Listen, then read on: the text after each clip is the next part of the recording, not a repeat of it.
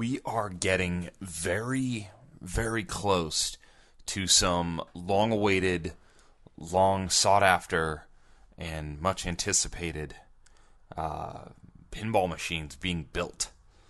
And they're not being built by the big boys. That to me, is the theme of the fall. And we're going to talk about a couple of them tonight, on Coast to Coast Pinball. Episode 110. Let's go.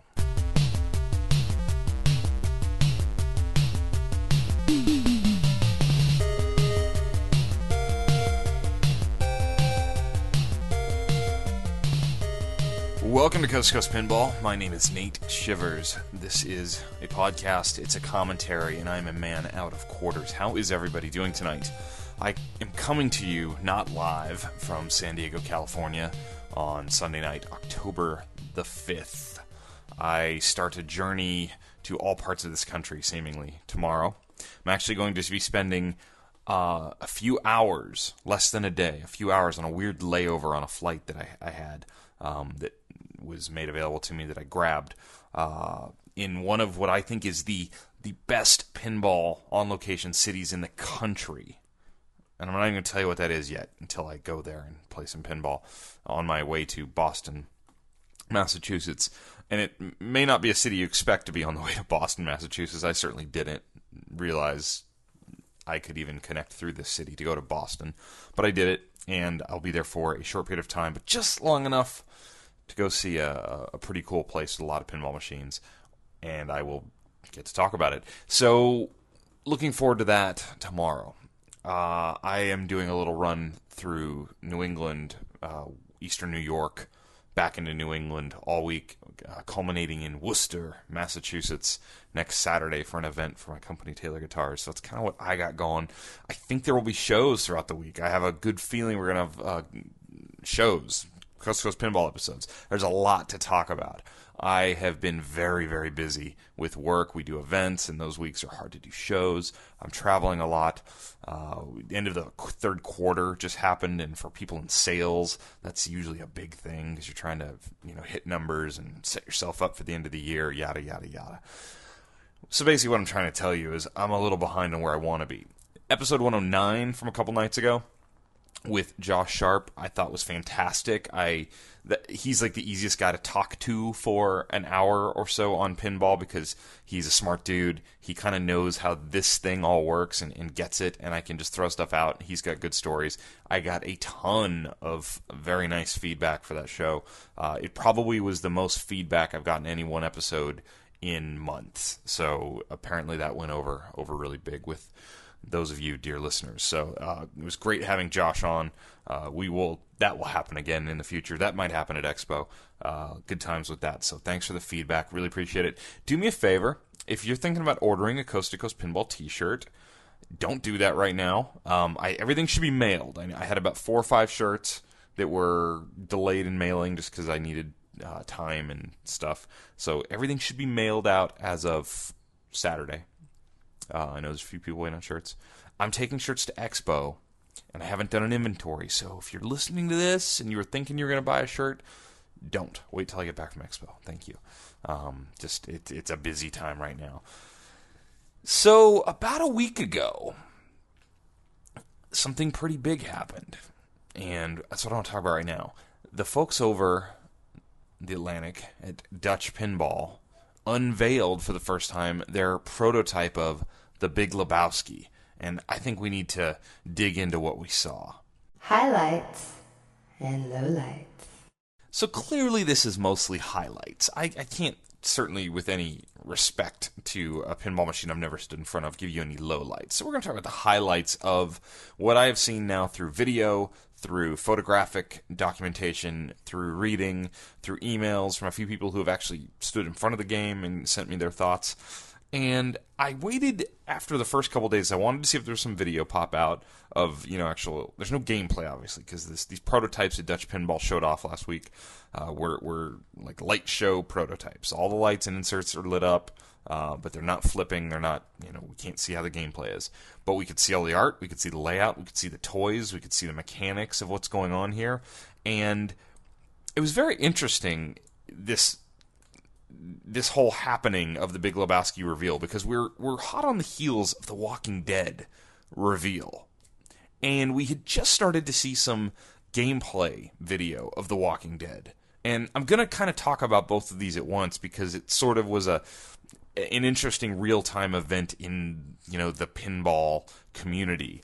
The Walking Dead came out with photographs, high-def photos of the playfield. We talked about it here. Everyone thought it was a home run. Looked amazing. Amazing. Everyone just, oh my gosh, that's the game. You started seeing Star Treks and Metallicas and AC/DCs for sale. Sky is falling on old school prices. Stern has another hit on their hands. This is a second coming of medieval madness. This is awesome. And then those gameplay videos hit.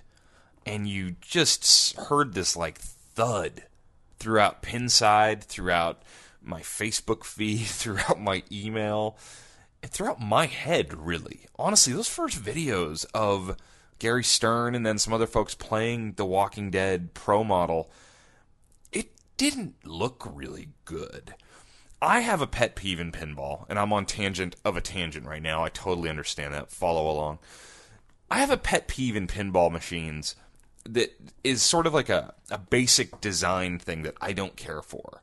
That some of the greatest, most highly thought of games in the history of this hobby have this thing, but it turns me personally off. And it's when a ball has to funnel down repeatedly to get back to your flippers.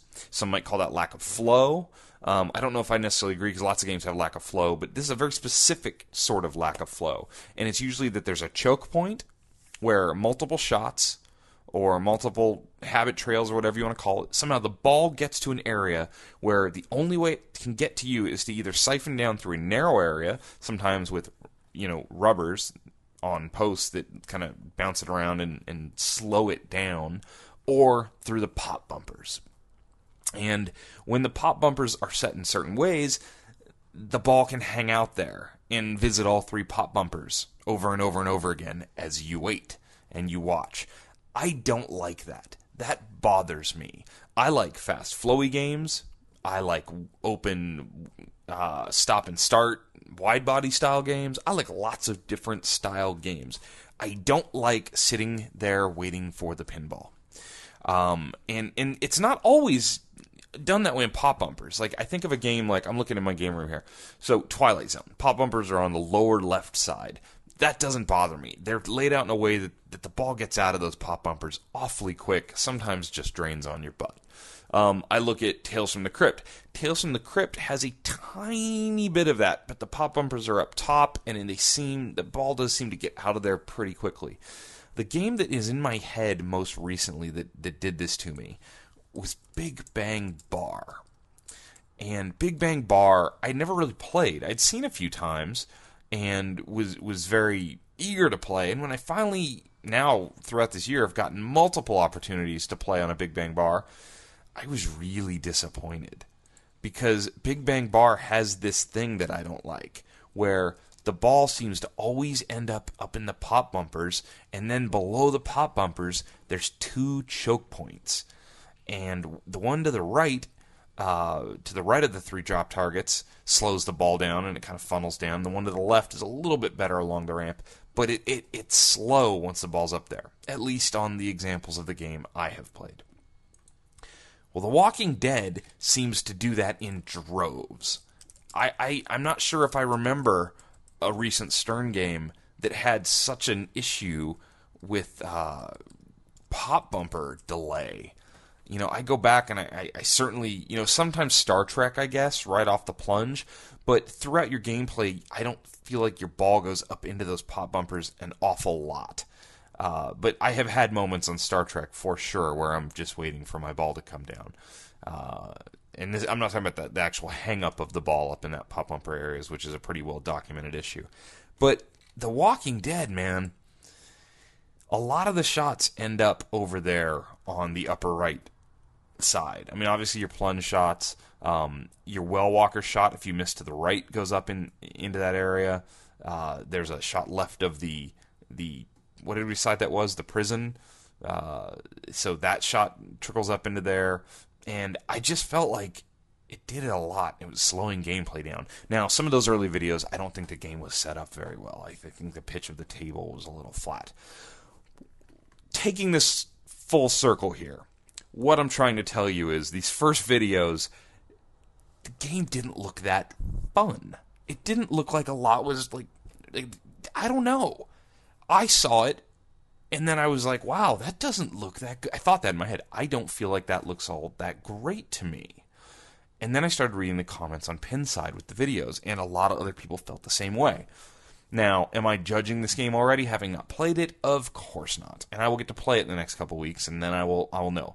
However, we saw the Pinside community, especially, completely flip. Not everybody, of course, because a lot of people know that they want to see the game in person. But we saw a lot of opinion go from, looks awesome, to, wow, that game doesn't flow well, or that game doesn't look fun, or et cetera, et cetera, et cetera. And that, right as that happened, we got the unveiling of the Big Lebowski. Now, the Big Lebowski has been a theme for a pinball machine that has been just talked about and talked about and talked about. People want the Big Lebowski, and there's been a thread on Pinside forever about confirmed people who'd be in on a Big Lebowski theme, regardless of what the game looks like, right? So the fact that Dutch Pinball was finally going to show off the Big Lebowski, and by the way, they're at a place called Lebowski's, the Grand Cafe Lebowski, was pretty exciting because we were finally going to get to see this thing. So the unveiling happened. We had seen the cabinet artwork, and we already knew it was awesome. We got to see Jeff Bridges holding up the bowling ball on the side of the head, which is just freaking cool. We knew what the translite was going to look like, and we knew the size of the display. Now, I guess I didn't know for sure, but I was fairly sure it was going to be an LCD display on the Big Lebowski, and we do have that. However, it's been sort of they're replicating a dot matrix display by using a circular dot pattern on the LCD, if that makes sense, so that it kind of looks like a dot matrix display, but it's not, which I guess they're going for, vintagey retro pinball cool with their LCD screen, but if I have an LCD screen myself, my first thought is not to then make it look like a DMD, but okay, I'm all right with that. That's fine. The playfield. A lot of people were really excited when they saw this playfield. Like, very excited. Like, oh my gosh, this is amazing, amazing. Look at all this going on. I don't mean to be a downer. I don't mean to be the contrarian guy. I think this is going to be a cool game. I didn't love the artwork. Now, I didn't love the artwork in the general sense of a first glance because it looked really busy. It looked like a whole lot of stuff is crammed on this playfield because it is really busy and a whole lot of stuff is crammed onto this playfield. Now, here's me backing away from my slight criticism. It's pretty awesome, all the stuff they crammed onto this. If you are a fan of the movie The Big Lebowski, which I am, and part of the reason I haven't talked about this game on a show yet is because I've been trying to go back and watch the movie again and just haven't had the chance. But I've seen the movie within the last 9 months. This may be one of the greatest integrations of a theme into the artwork and layout on a pinball machine I've ever seen. I can't think of one that's done as thorough with all the inside references and just little tiny pieces of the movie picked out. But it does make, for at first glance, an awfully busy theme. If somebody said to me, what's the main color scheme of the Big Lebowski? I would say all of them. They're all the main color schemes. Everything's on here. You've got oranges and blues and whites and reds and purples, and I see green and yellow and a lot. There's patterns. There's a lot of inserts on this playfield. A lot of little inserts. I actually really like some of the ideas they have for the inserts, with small inserts, in certain areas, and larger, more standard size inserts. Does it look good? Yeah, it looks good. It's just really busy. It's loud. This is a loud-looking layout, and that's okay, but I love The Big Lebowski, and I love just that sort of feel to that movie. That movie I don't think of that movie as this giant loud movie. It's sort of subtle with a lot of the humor and the darkness to that movie. So I guess it wasn't exactly what I pictured, But there's nothing here that I would say, oh, that's horrible. It's really loud. Now, you cannot look at this display at a glance without noticing the giant lower playfield with the Brunswick bowling alley there. I mean, it's probably one of the coolest parts of the game in general so far, is that you have a working mini bowling alley in the lower playfield. And it's, you know, if you're not looking at the photos and you're just listening to this audio, picture the AC/DC lower playfield. It's roughly that size, but what you see is the bowling pins with a little bowling lane. And you will be shooting the ball and aiming it. Don't have all of these details exact yet, but you'll be aiming kind of a shooter mechanism, I believe, with the flippers, and then shooting the ball to knock down pins. So that's very cool. There's a White Russian drink, famous from the movie, kind of looming large midway up the right side. Maybe too big, maybe, but it's pretty awesome. It looks at a glance, when you don't know what you're looking at, like somebody has their drink sitting on top of the glass of the pinball machine. It's big, and I assume it's a flasher toy. It's cool. I mean, it's really cool. There's a bowling pin in the back of the playfield behind, in the very, very back. I don't think it's a real bowling pin. I think it's just a chunk of a bowling pin set up for this. So with your lower playfield, you also have an upper playfield, which is the garage, and there's a car. The dude's car is in the garage and actually pops out of the upper playfield and becomes a bash toy, which is kind of cool. They sort of tout the fact that instead of a bash toy being hit to be moved to give you a place to shoot the ball, instead this bash toy comes out and blocks a place for the ball to potentially go. So at a first glance, it was just a lot going on. So I kind of had to break it down piece by piece, and I will, again, as I do when I use their site for reference, thank the gentleman at pinballnews.com for such fabulous photography and layout of a game. So if you're looking to kind of follow along with me, go to pinballnews.com, because that's how I'm doing my notes versus the photographs. So I think that past the bowling alley and past the upper playfield, what we have here, when we really just start looking at the game, is we have a fan layout, right? I mean, that's really what we got. We have a fan layout. We have, it looks like, main shot-wise, we have like a sort of a saucer shot, an orbit shot, a ramp shot, a scoop shot. So 1, 2, 3, 4 shots to the left. We have the rug shot, more on that later, up the middle. The right ramp shot, I think that's a ramp to the right. Spinner shot to the right of that. Right ramp shot. And then I don't think there's another shot to the right. So 1, 2, 3, 4, 5, 6, 7, 8, 9 shots, I believe it looks like. Main shots, not counting targets around the playfield. So lots of stuff to shoot at. There's 2 pop bumpers, I believe, unless there's a third back there somewhere. But I believe there's 2 pop bumpers that have sort of gold bowling ball tops, a la the brassiere, the bra that Julianne Moore wore in the movie when she was like the Viking lady with the bowling ball bra thing. So there's 2 pop bumpers. The rug is the center shot. So your main shot is the rug. That's one of the ongoing, most everlasting jokes out of this movie, is the rug really ties the room together. So you hit the rug, and this rug looks like a little roll of paper. It looks like paper. It's not paper, obviously, but it's a little roller thing that has rug graphics underneath it, so it looks like it's unrolling onto the playfield. And as you hit this back, it moves backwards to reveal more of the rug, and then you start one of the modes by pushing the rug back. So there's 6 rug modes right up the middle, all based on different scenes in the movie. I really like the way they did these inserts in front of that rug, because instead of just putting, you know, big block of text on all these inserts, which would have been easy to do, they used sort of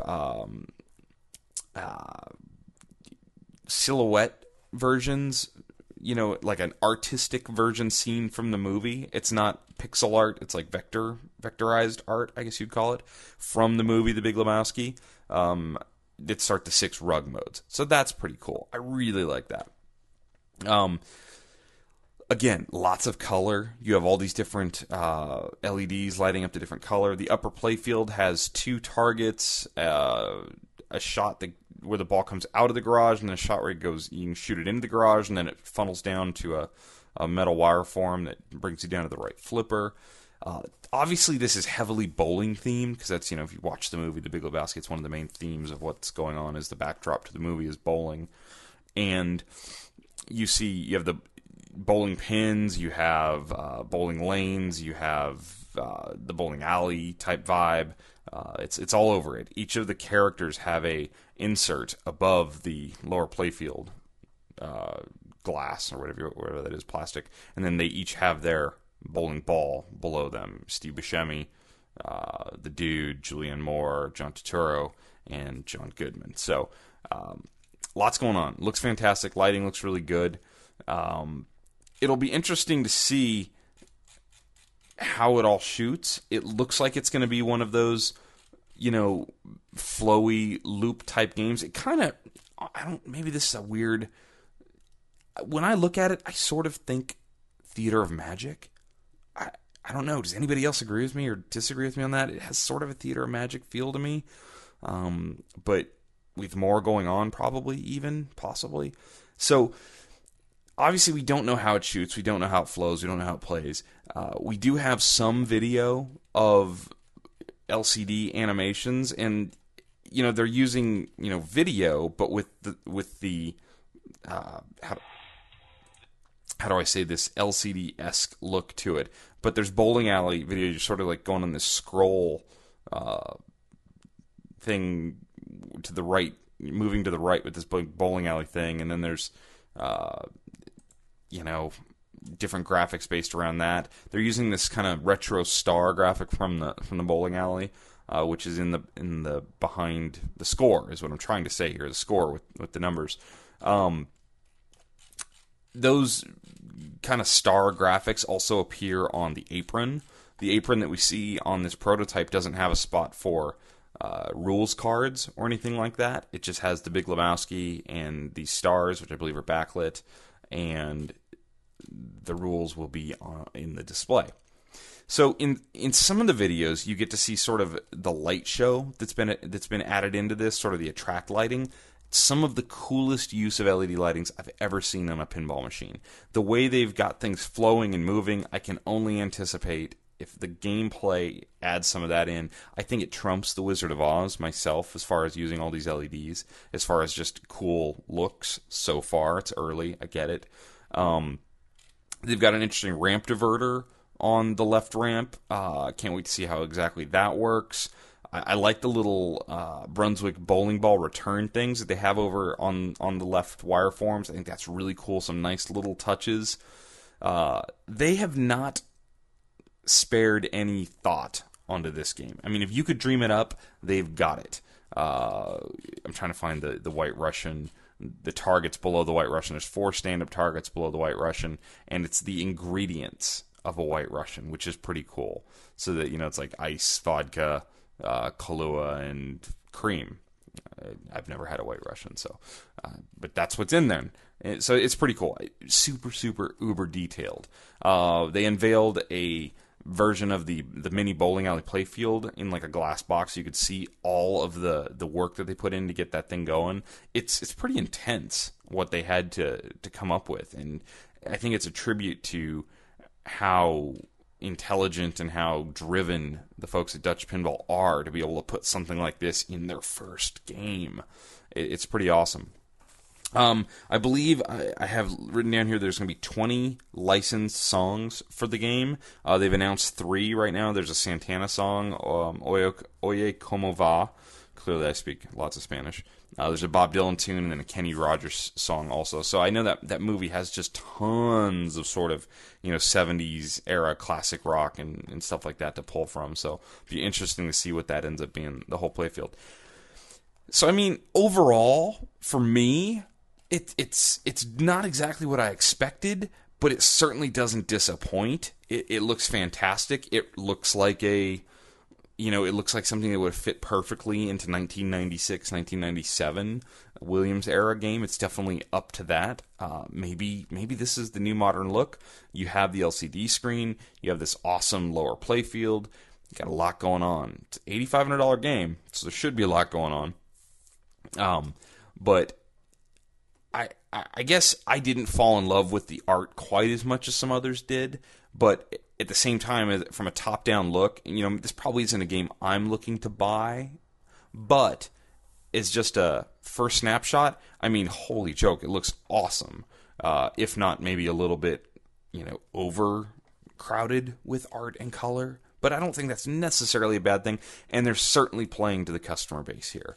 This is certainly going to go over great with those who are really into the Lebowski as a theme alone. So, what this did was start the comparisons. People started comparing, what they saw with the Big Lebowski versus what they saw with the latest Stern, The Walking Dead. And let's even take the limited edition Walking Dead.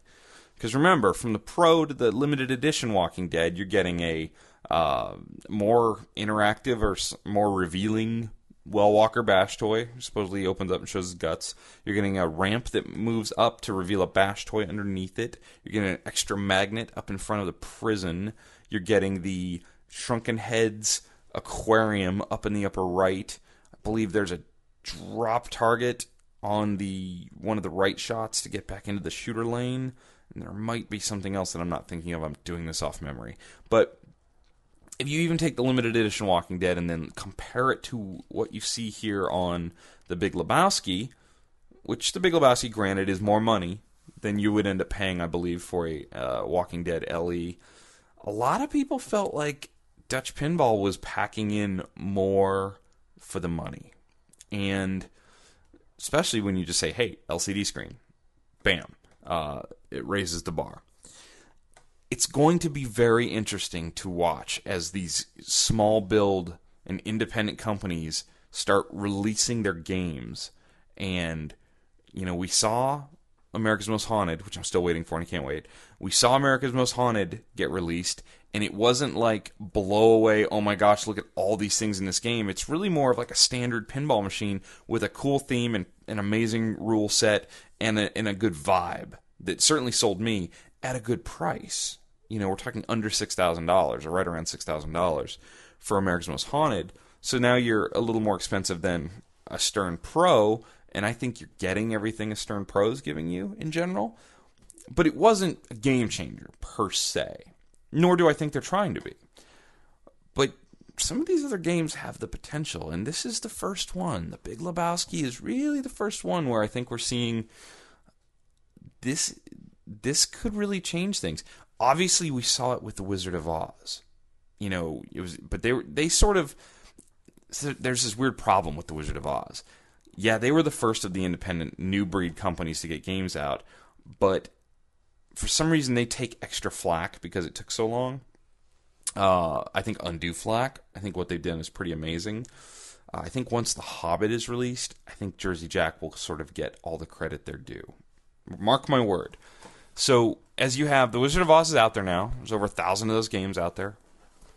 The Big Lebowski's been shown pretty much, I think, what the full game's going to look like. And The Hobbit's coming. And we already know what the playfield looks like on The Hobbit. We have a kind of a good idea what this wide-body Hobbit game is going to kind of be all about.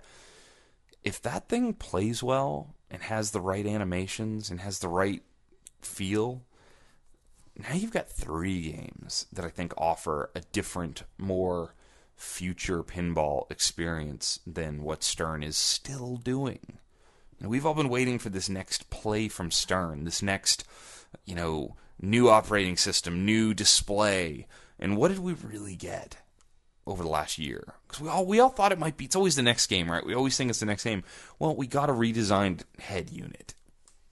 We got a remake of Iron Man, a game that they probably didn't sell enough of. We've got a theme that was heavily wanted in The Walking Dead. We got Mustang, which is a theme nobody really wanted, although some people find the game fun.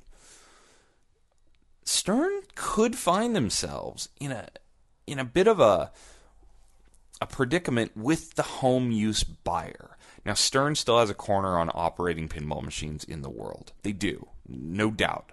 They're the biggest. They are the most consistent. I love what Stern's doing. However, if you're talking about the home buyer, now maybe the home buyer just buys whatever, and will just buy based on theme or based on a certain art look. But if you really start letting these other companies get by you in what they're offering. If everybody's offering LCD screens or everybody's packing in more features, you could find yourself in just a really odd predicament where you're sort of, oh yeah, well there's the Stern games too. You don't want to be, oh yeah, the Stern games. Now clearly they have the ability to write good rules for their games. We've seen them. It takes forever. Clearly they have the ability to make very, very fun, fast, exciting games. I mean, we've seen it. Tron, Metallica, AC/DC. They can do all this stuff. When do they take the next step? When does Stern take that leap into, here is what we're doing with pinball for the next 10 years? Because if they just keep doing what they're doing, they'll likely be fine. I think they have a pretty good formula going on. But you just got to be careful that you don't let all these other companies pop up and grab too much of that home money from you. Now, where does something like Medieval Madness remake fit into that? Well, I don't know. I know that you're basically buying Medieval Madness. You're buying a game that's 17 years old. I think Medieval Madness as a game stacks up against The Walking Dead, stacks up against Mustang, stacks up against Star Trek. I think, the rules are maybe not as deep in some of those cases, but certainly deep enough. Medieval Madness is certainly fun enough. You can't argue that. I think the theme is certainly cool enough. So we got that coming. We've got that sort of like revered game from the past. I think that goes right up against The Walking Dead. Like right up against. People will buy one or the other in a lot of cases. What's the next one from Planetary Pinball? I mean, I personally think it's going to be Attack from Mars. I mean, that's what all indications point to. I've had people tell me that's what it's going to be. I have no confirmation of that. I've not asked anybody that would know. But I mean, that's clearly what it looks like it's going to be. I don't know. Walking Dead or Attack from Mars, brand new in a box. Interesting. So, think about that as you look at the Big Lebowski. Yeah, I think it's great looking. If this thing plays good and has good rules, which I think it's going to. We saw what Dutch Pinball did with Bride of Pinbot 2.0, rule set wise and kind of idea wise. Certainly, I think ideas is one of the biggest things in making pinball machines. Think about what this does for the future. Now we have Jersey Jack, we have Spooky Pinball, and we have Dutch Pinball. The field is getting crowded.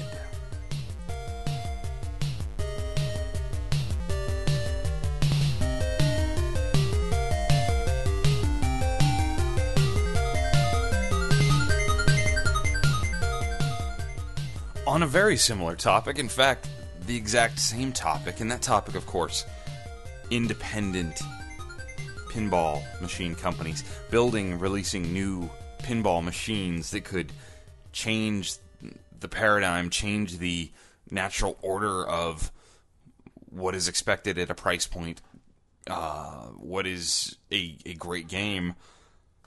We got word this week that Riot Pinball, Scott Gullick's company, if you go back into the archives, Scott came onto this show. Riot Pinball's game, which started out as a virtual pinball machine, Wrath of Olympus, is going to be built. I think we knew that was coming. Even back a year ago, I think we knew that was probably happening. But what's very interesting about it is it's going to be built by Spooky Pinball. So, what does this mean? Because if there was an independent game concept that I saw in the last few years that got me really, really excited, it was probably this one, just from looks alone.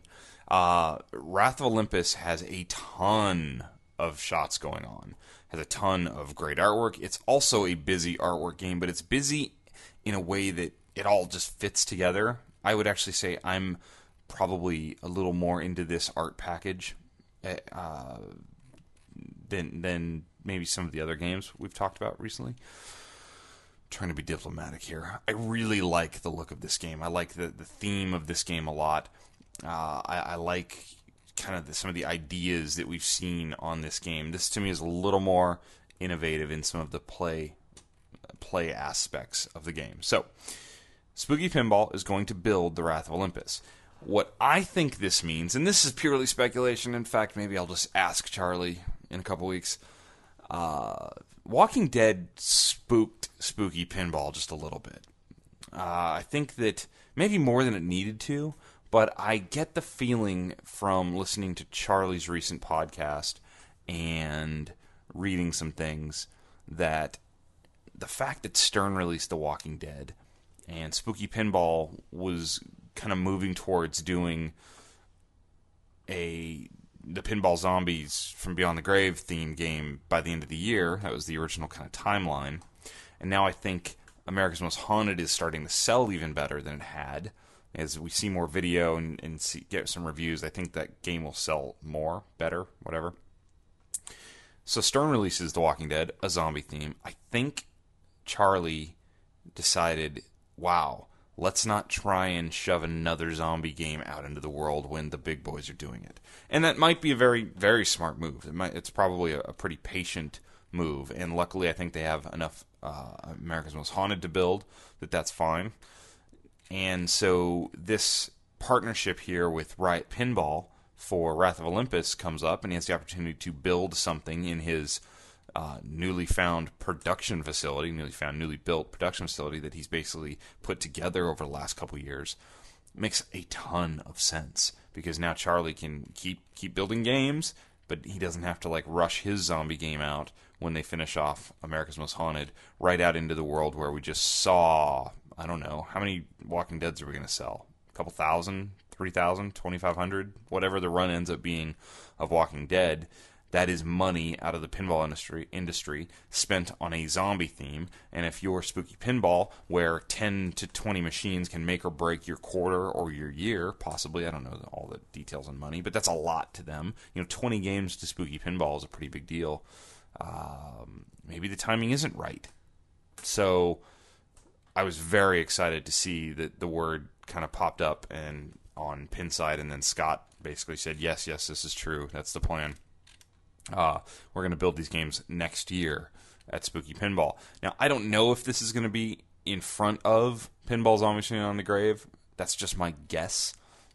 Make a lot of sense. That being said, I am going to, for sure, there's my California in me, for sure, talk with Scott at Expo. He's doing a seminar, and he's going to have the game there, and it'll be my first time to actually get to flip on a Wrath of Olympus, and we'll get Scott to come on the show, and we'll talk to him, see where he's at, see what's going on in his world. Very excited. Here's how it's going to kind of work with Wrath of Olympus. They have to get a certain amount of commitment on the pre-order bandwagon type deal before they're going to commit to building this, because obviously it has to be worth everybody's time. They can't build 25 of these. That doesn't work. They need to build a bunch. So here's the way it's going to work. They're asking for a $1,000 kind of prepayment to secure your Wrath of Olympus. And that needs to be paid by January 1st. Then once they get 100 spots confirmed, so once they get $1,000 payments, they will be confirming that the game's going to go into production, and they'll be requiring a build deposit of $3,500. So this takes you up to $4,500 into the game due by February 1st. If they don't get 100 build deposits, they don't get 100 of those, $1,000 deposits, trying to find another word for that, prepayments, whatever you want to call it, then they will refund everybody, and they will not build the game at this time. So once they get to 100, and I think that will happen. That's my gut instinct here. 4,500 in, and then you will be on the hook for the rest of your payment when the game is done, I believe. This is a $7,950 game, plus taxes, fees, shipping, etc. They estimate shipping in Q3, Q4, so this gives them a year basically. They got to build 100. And they've decided to make Wrath of Olympus a limited production of 250 units. So knowing that it's a 250 unit limit, I think sells that game right off the bat. If you don't look at this game and know right off the bat that this is going to be something pretty cool, I don't have any help for you. Just like I would say with the Big Lebowski, too. If the Big Lebowski was limited to 250, I think that sells 250 right away. Now, I think they're going to sell more than that, is my gut instinct.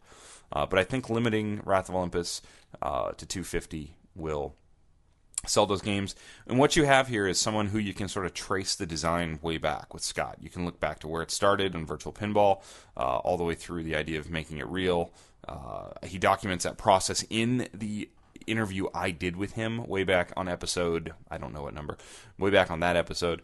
So if you're interested in that side of the story, listen to that. I have not talked to Scott a ton since that happened. I ran into him at one of the shows, and at that time he said, yes, I'm talking to people. I think we have something going. I've all along thought it would probably be spooky. It makes perfect sense. Charlie's got himself a way to build pinball machines, and if there's manufacturing that's ready to be done, that's awesome for everybody involved. So you have this game where the design is pretty awesome, the theme is awesome, it looks awesome, the art's awesome, and now you have Spooky Pinball, who is proving themselves every single day with America's Most Haunted of we can build a sturdy, awesome, reliable pinball machine that flips great, looks awesome, the finish work is fantastic. I think you have a pretty good match going on here with Riot Pinball and Spooky Pinball. I'm pretty excited about this. I don't know if I can buy one of these games. I would probably be in on this game if money was no... Well, I would be if money was no object. But this looks pretty exciting. Maybe my biggest problem with this whole thing is that we're abbreviating this game as Wooly, as Wooly. It's driving me crazy. Makes me think of a woolly mammoth. Somebody else has already posted the picture of said woolly mammoth on Pinside because they thought that too. Wrath of Olympus should be WOO, Woo, Wrath of Olympus, but we're getting the OLY for Olympus, so Wrath of Ollie. Driving me crazy, but that's okay. I'm in love with what I see so far. Cannot wait to play it. I've already reached out to Scott and said, hey man, going to see you at Expo. You want to come on the show? And he said, certainly. So that's going to happen. I'm thrilled, and we'll have more information in the next few weeks. So Wrath of Olympus throwing its proverbial hat into the ring, pushing pinball farther with a new design and some, classic layout, but a new design nevertheless. It's in that Stern premium price point era, and you're getting a pretty awesome art package and rule set, probably finished code when it ships. So looking forward to that very much.